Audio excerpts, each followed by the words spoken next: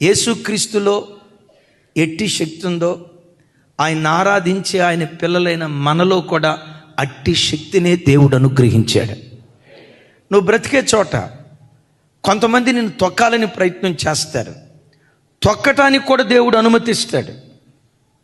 నీ ఉద్యోగ స్థలంలో కానీ, నీ వ్యాపార స్థలంలో కానీ, చివరికి నీ కుటుంబంలో కానీ, నీ బంధువుల్లో కానీ, వీళ్ళ కుటుంబం పైకి రాకూడదురా, వీళ్ళ పిల్లలు పైకి రాకూడదురా, వీళ్ళ సేవ పైకి రాకూడదురా, వీళ్ళ సంఘం పైకి రాకూడదురా అని కొంతమంది దుష్టశక్తులు లాంటి వ్యక్తులు నిన్ను తొక్కాలని ప్రయత్నం చేస్తారు. ఓ మాట తెలుసా, తొక్కేటప్పుడు దేవుడు అనుమతిస్తాడు. సరే తొక్కని, అణచాలని ప్రయత్నం చేయని. వారు తొక్కుతూ ఉన్నప్పుడు దేవుడు మౌనంగా ఉంటాడు, అనుమతినిస్తాడు. కానీ భవిష్యత్తులో ఏం జరుగుతుందో తెలుసా, ఎక్కడ తొక్కబడ్డావో అక్కడే ప్రభంజనులాగా దేవుడు నిన్ను లేవనెత్తటం ప్రారంభిస్తాడు.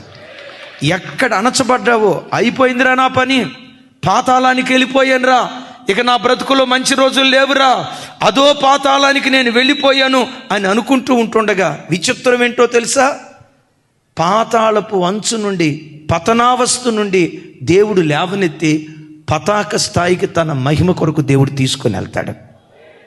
అయితే ఒకటి గమనించు, వాడు నన్ను దొక్కాడు కదా, ఖాళీ పూర్తి చేయండి, నేను కూడా అని దొక్కుతానా? ఆడు మాట అన్నాడు కదా, మనం అసలు తగ్గకూడదు, మనం కూడా అనాల్సిందే అని అట్లా మనం పరిగెత్తొద్దాం. ఎవరైనా ఎప్పుడైనా నేను తొక్కుతున్నారంటే గుండెల్లో నుంచి రావాల్సిన మాట ఏంటో తెలుసా, ఈరోజు తొక్కబడుతున్నానంటే రేపు దేవుడు లేవనెత్తబోతున్నాడు. లేవనెత్తే రోజులు నా బ్రతుకులో దేవుడు అనుమతించబోతున్నాడు.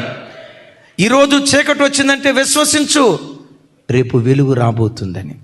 ఈరోజు మార అనుభవిస్తున్నావంటే రేపు మాధుర్యాన్ని అనుభవించబోతున్నావని ఎరిగి తొక్కేటప్పుడు మౌనమై దేవుని స్తుతించు. ఎక్కడ అణచబడ్డావో, అవమానం పొందిన చోటే ఖ్యాతిని, మంచి పేరును దేవుడు అనుగ్రహిస్తాడు. చప్పలు కొడుతూ స్తోత్రాలు చెప్దాం.